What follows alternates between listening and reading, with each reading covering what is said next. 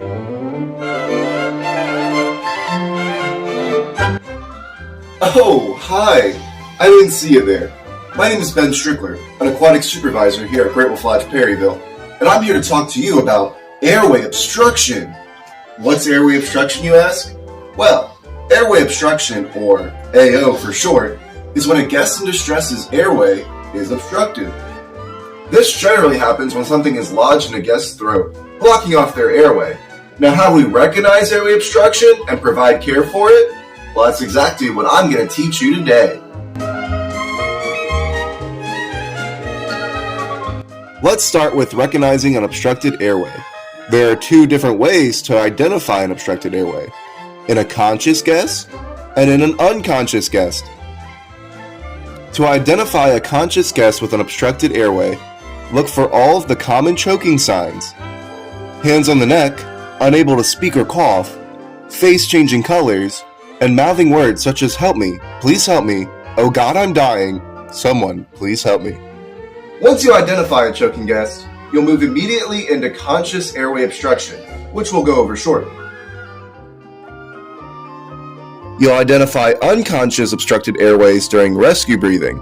If your breath does not go through during rescue breathing, retilt and make sure you have a good seal on the guest.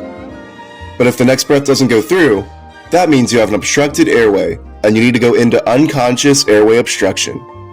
To do this, you will give 30 compressions to the gid. This will help dislodge whatever is in the airway closer to the mouth so you can sweep it out. The next step is to open up the airway with a strong jaw thrust and then look inside the airway to see if there's any obstruction such as food or small toys. If you do see anything, perform a finger sweep by using two of your fingers, sticking them in the mouth, and scooping out the obstruction. After that, you'll perform 2 rescue breaths to see if the airway is clear.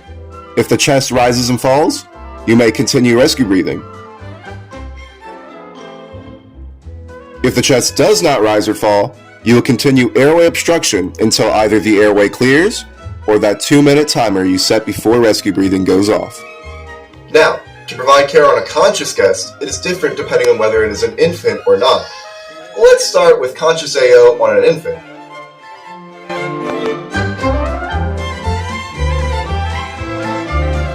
The first step after recognizing the obstructed airway is to get consent to provide care. This can be done in 2 ways: implied consent and explicit consent. Implied consent is given if the infant is left alone or if the parent starts handing you the baby or asking you to help them. Explicit consent is when you ask the parent or guardian of the infant if you can provide care for them. This needs to be asked if implied consent is not given.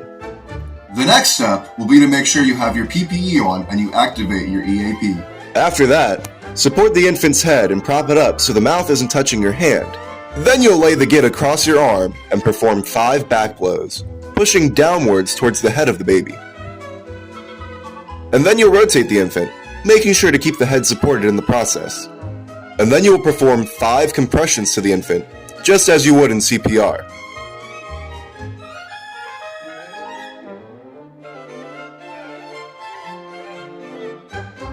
You'll do this until either the obstruction pops out of the infant and they are able to breathe. In this case, you'll put them in the recovery position. Or until they drop unconscious. In this case, you will lay them on the ground and immediately go into unconscious airway obstruction, with the only difference being that once you clear the airway, you will immediately go into a primary assessment and see what care is needed next. So that leaves us with one more subject: conscious airway obstruction on a non-infant. And instead of telling you how to do this, I'm going to rap about it.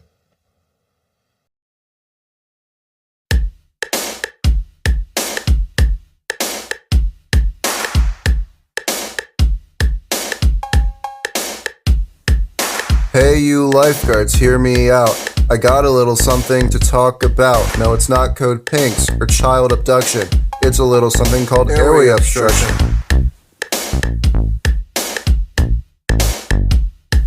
You're rotating over to the hoops pool deck when suddenly there's someone with hands on their neck. Their face is going white and they can't say nothing. This is just another case of airway obstruction. You want to help out, that's the intent. But don't you forget to ask for consent. Once it's given, protect yourself. Put on PPE, that's sure to help. Now I know you want to provide some aid, but first make sure your EAP is engaged.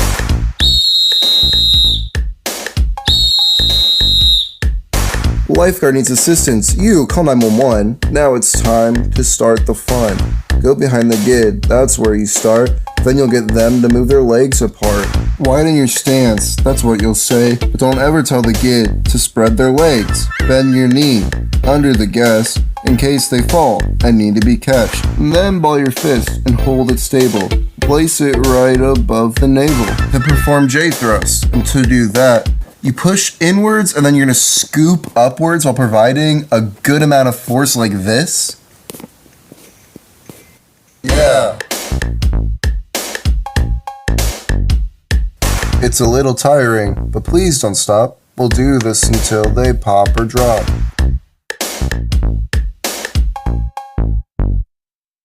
Oh no, he dropped. But don't stress or scamper. We want to make sure that our care is brand standard. Lay him on the ground, begin unconscious AO. And that, my lifeguard friends, is all you need to know. Now you're ready and you got the facts. And you can thank one thing, the AO rap.